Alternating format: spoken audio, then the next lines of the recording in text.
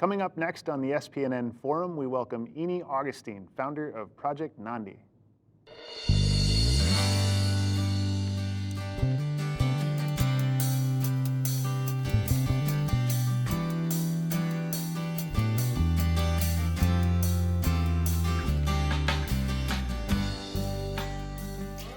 Hi, I'm Martin Ludden, Executive Director of the St. Paul Neighborhood Network.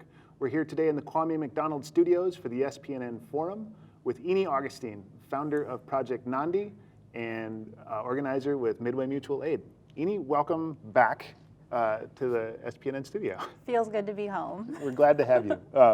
So can you, actually, let's just do a little plug. What's your prior connection for SPNN? I'm a previous docu-fellow, and I also did the most recent movie-making thing. I forget what it was called, just this past summer, so. Oh, the Spotlight Shorts. Yes, the Spotlight Excellent. Shorts, I did Well, that. We're so glad to have you back. So let's talk about Project NANDI. What is Project NANDI, and what's the work that you do with it?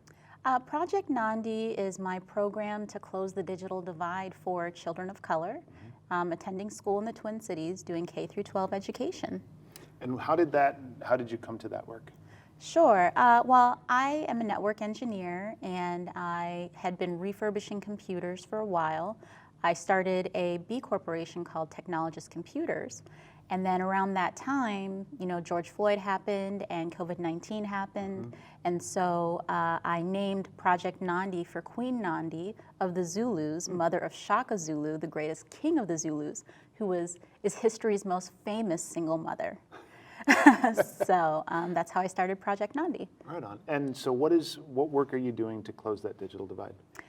We provide laptops, desks, food, resources, support, and encouragement for children in the Twin Cities. Right on. And that's especially important as we come through COVID-19 where everyone's at home. Yes. And might not have access to those things otherwise, right? Yes, yes. And the digital divide means that simply by virtue of being a child of color, Black, Asian, Latinx, or Indigenous, you're less likely to have an actual computer or access to high-speed internet. And that existed before COVID-19 hit. Yep. And then when COVID-19 hit, I realized that so many of our children were simply unable to attend school. And then George Floyd happened, and I realized that Black and brown lives were in physical danger because of the lack of access. So in response to both COVID and the murder of George Floyd and those uprisings this summer that started this work, yes. How has it been going? What are you seeing? What have your successes been? Well, we've worked with over 100 families and close to 200 children in the Twin Cities metro. I mean, if I was to tell you all of the stories, I'd probably start crying because I'm just so proud of my kids, and I'm so proud of my families for how they've just really been holding it down and keeping it together and doing the important unpaid work of parenting on behalf of us all. I mean, it's just been a joy, and honestly, there's really nothing that I would rather be doing right now.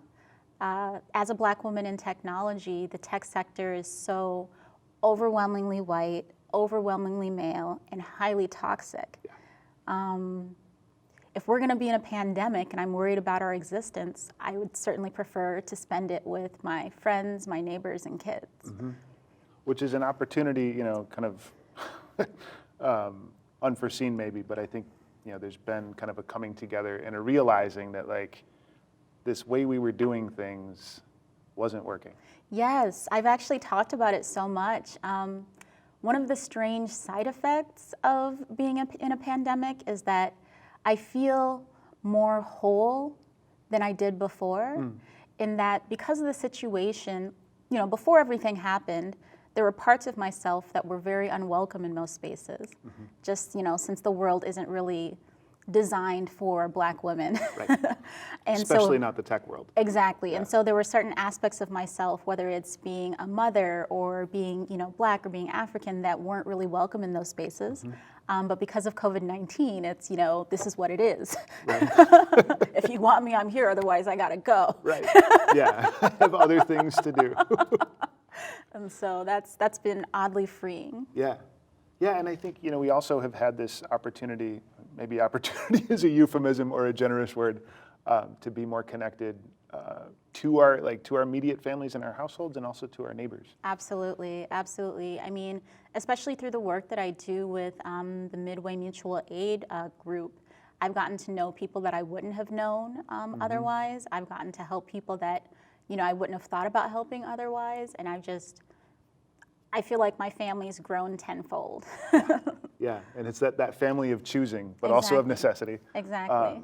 We had the Midway Project on for a conversation a week ago, and it's another kind of mutual aid project out of the Hamlin Midway Coalition.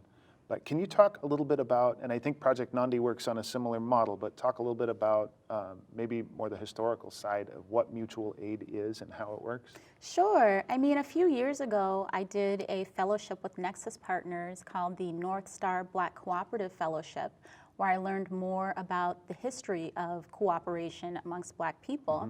And I realized that I guess my family had been doing mutual aid my whole life. My mom had a Isusu group where her and her girlfriends would contribute money to a pot every month, and every member would get money, and that's how they financed their businesses. Oh, wow. So like my Auntie Cynthia, who used to take care of us, she started a daycare, which is still running in Des Moines, Iowa. My mom purchased homes for rental.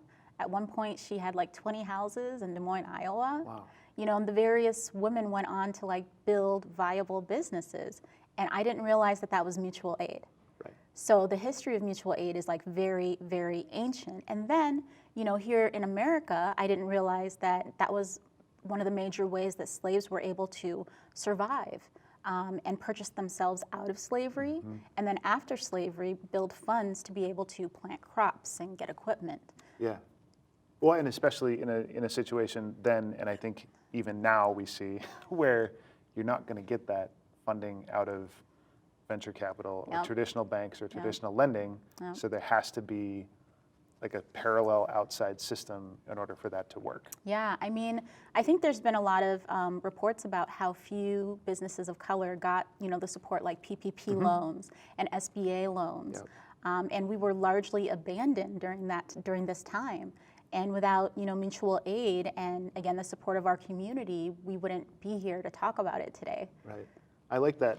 Did you call it a SISU group? Yeah, a SUSU. SUSU. So is that like kind of like a giving circle, or what is that structure? Basically, I mean, it's a group of women who trust each other. They contribute an amount that is affordable for every member every month. And then each month they take it in turns to take the total amount that month. So again, it's like a self-financed loan, short-term loan. Yep. No, that makes it. Okay, that's cool. So it's the monthly pay in goes to one person and then it rotates. Yes. So that's what a great way to like short-term like capital to do what you have to do. Yes. Very cool. So back to that mutual aid model then, how does Project NANDI operate within that kind of sphere? Sure. I mean, a lot of our donations come directly from the community. In fact, right now we're doing something with Give Minnesota called Spring Forward MN, where every donation that we get, I guess, is an entry to win like $250 or $500 or whatever. Yeah. And so a good portion of our budget actually comes, from the community. And I mean, the way it got started, I had some laptops that I had refurbished that I gave away. And then I started asking my friends and family if they could help donate. And then I went to Facebook, and that's how I got involved with the mutual aid groups. Then we did a GoFundMe.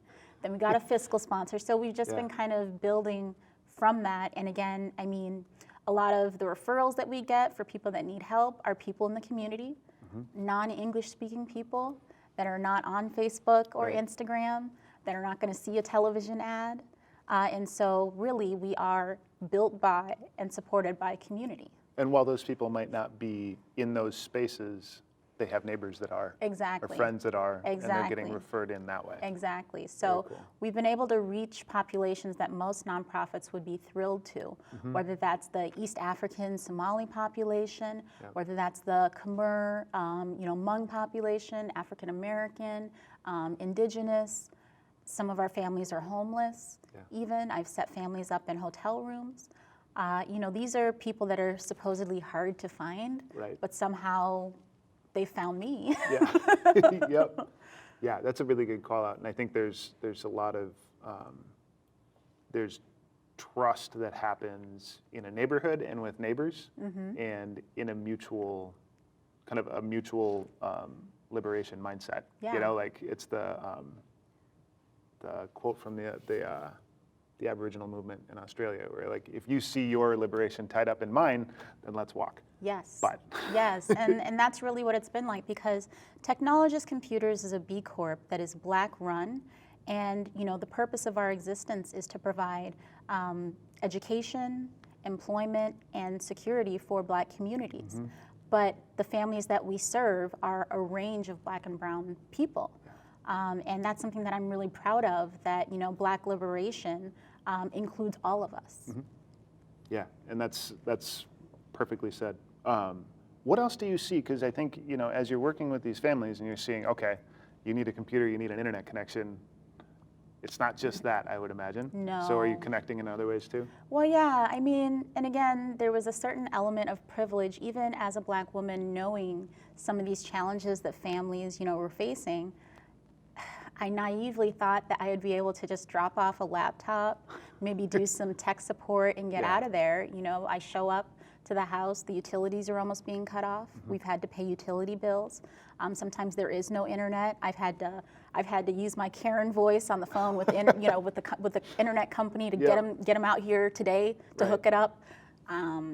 Food was something that was added. I tried to partner with a church to deliver food, but then they were delivering Trump flyers to immigrant families, and that just wasn't something that they could stop doing. So I started going grocery shopping for the families. So basically whatever it is that they need to stabilize. I think one of the unexpected side effects of all of the trauma that our communities have gone through is, just the epidemic of domestic violence. We've nearly lost some of our families to domestic violence during this time. And,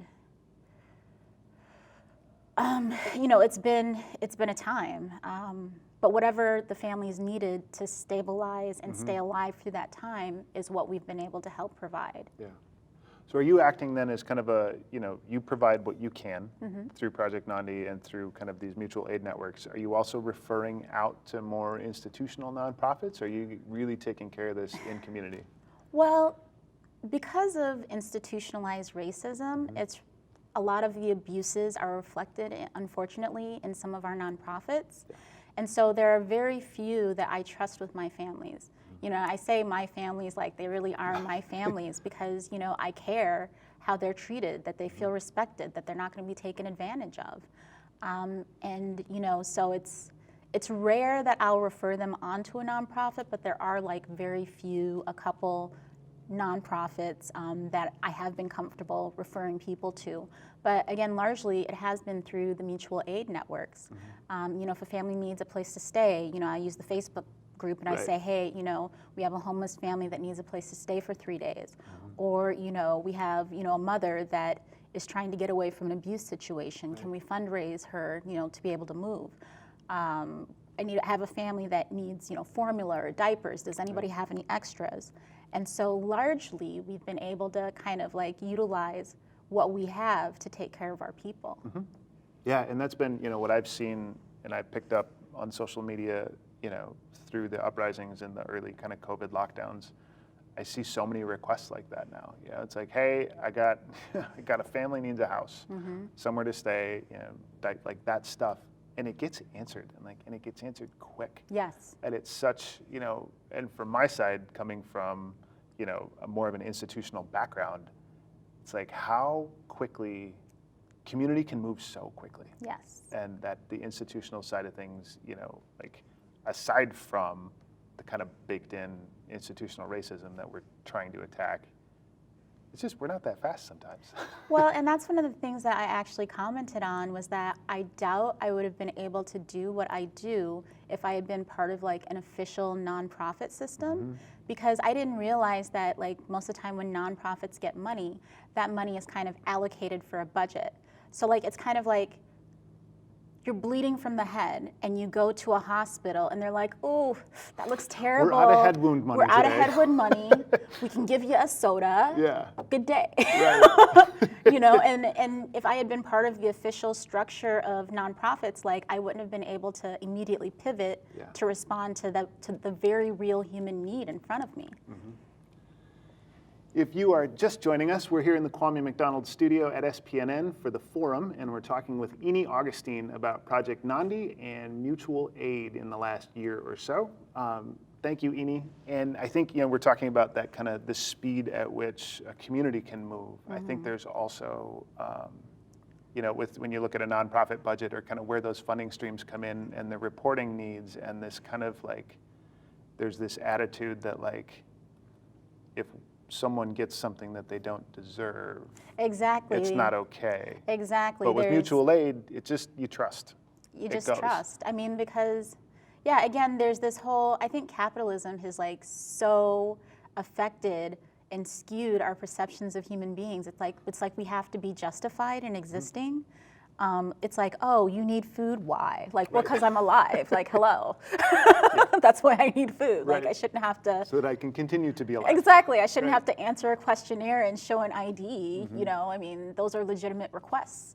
And so I think that, talking to a neighbor, it's like, oh, that's my neighbor. They wouldn't be asking if they didn't need the help. I don't assume that, the people that live around me are liars and thieves. I mean, it's possible, but just not likely, right? Yeah. Well, and also, it's if there are one or two people that are getting one over, so what? There are another dozen who are getting what they need. And we've had like a couple of gray situations like that. It's at the end of the day, we were sure about one thing. We were sure that these were people that needed help. Why they needed the help, we didn't know. Maybe even who they actually were, we didn't know. Yeah. But we knew that there was a human being that needed help, and that was enough. Yeah, and that's like, that should be the baseline, right? Like that should always be the baseline. You would think. But I mean, again, funders fund things for their own reasons. They get tax benefits, they get publicity out of it, and so they're not giving money because they're good people who care, They need their pound of flesh. Right. Hopefully they can be both. Hopefully, but again, within the structure that they have to operate in, it just kind of tends to attract, unfortunately, people that need that. Yeah. They need that validation, and we don't. Yeah. Yeah, and that's the other part, the cool thing, I think, about so much of this mutual aid movement is it's fairly anonymous. Mm-hmm. You might have some neighborhood and community organizers that are kind of hubs for it, but there's not a splash on it. There's not clout tied to it other than, helping out your community. Yeah. And I think that's actually empowered people too, because everyone wants to help, but then you also don't want to become a target because of the way our society is. Yeah. That's what happens, if you're too public. Mm-hmm. And so it allows people to just help where they can, how they feel comfortable, right. And, at their leisure, Mm-hmm. Yeah, and it's that, it also kind of, it shows that we have what we need in our communities. It's not necessarily equitably distributed, but hopefully, given that sense of community, that can level. Yeah. And that stuff can get redistributed as it needs to. Yeah, and it's crazy that it took a pandemic to build that awareness, but I just have like so much more faith in humanity and in my community in Minnesota. Like, oh my gosh, I'm just so proud of Minnesota all the time. Yeah. I'm just chuffed to be from here. Because of that, you know? We've got a lot of work to do, but also there's so much cool stuff happening. Yeah. And I remember that, in this spring and summer, tracking, going to drop off supplies on Lake Street, and it's backed up 8-10 blocks into the community with cars, just people hanging out, and like there's nobody's impatient. It's just like, all right, I guess this is what I got to do to drop stuff off. Yeah. Yeah. And folks really responding to the call. Yeah. So how do we keep people responding to that call, even and acknowledging that there was crisis prior to COVID, and that even as we come out, there continues to be crisis, but it's not as visible. So how do we keep people tuned into that?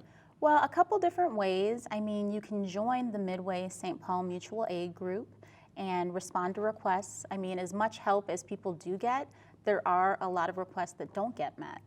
And so we're always looking for people that are able to, throw in a couple bucks a month. And that's one of the ways that mutual aid works, is where you kind of allocate your budget, and then when you see the need, you respond to it up to that point. For Project NANDI, you actually can donate to us tax-free on projectnandi.com. I mean, technology is not cheap, and that's one of the things that I kind of take pride in, is that our children receive full laptops with Windows 10. They're refurbished, but they're refurbished by the manufacturer, who has all the doodads and equipment to make sure that it works. And so, they're quality pieces, and they don't have to worry about if it breaks or if they get a virus. We do the tech support on that. And so, we certainly need funders for that. Right. And then, so the Midway Mutual Aid and St. Paul Mutual Aid, those are Facebook groups. And what, if somebody was new to this and they signed up or joined a group like that, what would they see? Well, there's a questionnaire that they would need to answer, certain terms that they would need to agree to, and then they would be approved for the group. And then in that group, there are people posting their personal needs or needs of neighbors, and kind of what's the array? We do require, unless there's a domestic violence situation or a safety situation going on, we do request that people post requests on their own behalf. And so you're able to just kind of look at what you feel comfortable with, what's within your budget, and respond to it, whether it's on Cash App or PayPal or... Yeah, and that also has been, I think a lot of the stuff I see comes through Cash App, but just the ability to send money like that means I don't have to mail a check, I don't have to swing by with a 20, I can just boop and send you 20 or 10 or $5 or whatever. Yep, and that's great. And then, but there is also, again, some people that aren't as technologically savvy. I know it sounds crazy, but they don't have a bank account. Maybe they don't have a Cash App or a smartphone. And this is something that I noticed happening more and more. PayPal and Cash App were actually targeting these vulnerable people and seizing their funds. Oh. Yes, they would. Apparently in their terms of agreement, there's where if they feel like there's some kind of activity going on, or they don't like how much money you've been getting, they can actually just close your account and not give you the funds in it. And so that happened a couple different times. And so there are some people who might, say, oh, I can meet you at McDonald's, just give me $10 if that can help. So being flexible is also key. Yeah, and being flexible and being able to provide, kind of respond to those needs. Do you, does Project NANDI use volunteers? How do you do the work that you do? Well, because of the sensitive nature of working with people's children and in homes, I actually provide most of the services directly myself. And then I have a team of employees that help support that.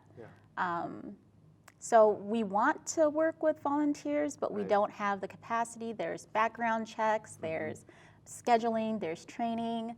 We're in the middle of COVID. There's a lot of liability, right? So it's more, you're more looking, on the Project NANDI side, you're looking for folks to fund and refer. Yes, fund and refer people that need help. That's what we really need. We just want to reach as many families as possible where they're comfortable. And that just takes neighbors referring people and also neighbors donating. Yeah, and that digital divide, I think it came into pretty stark relief as folks were trying to learn from home. But that's also, like the rest of the mutual aid stuff, that was a crisis prior to COVID. Will be a crisis following COVID. Yes. And SPNN does some work in that space too. But yeah, it's incredibly important for these families to have access to the device and the connection. Absolutely. Yeah. Absolutely. I call technology the new Jim Crow, because that is going to be the next divide, those that have technical skills and those that don't. And so, again, it's not just about dropping off a laptop, it's about creating a healing experience with technology so that people can be aware that, oh, this machine is not going to harm me, or I'm not going to be paddled if I break it like the child in Florida was. You know, perhaps I could do this too. That's been one of the like most surprising things was the little girls now want to be network engineers. There was one little girl, I dropped off a chair for her, and her mom was like, "Oh, wait for your brother to put it together."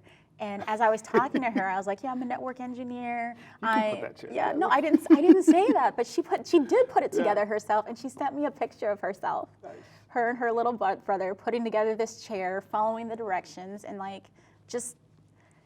It really impressed on me that just my mere presence as a Black woman in technology was potentially changing people's impressions of what they could do. Yeah, that's fantastic. Ini, thanks for your time today. Welcome back to SPNN. It's lovely to have you. Great to be and here. Thank you for the work on Project NANDI and just the more broad community mutual aid. If you're looking for more information on Project NANDI, you can go to projectnandi.com, and that's NANDI. You can also find them on Facebook or Twitter or Instagram at Project NANDI. This has been the SPNN Forum from the Kwame McDonald studio at SPNN. Thanks for joining us, and we hope to see you again soon.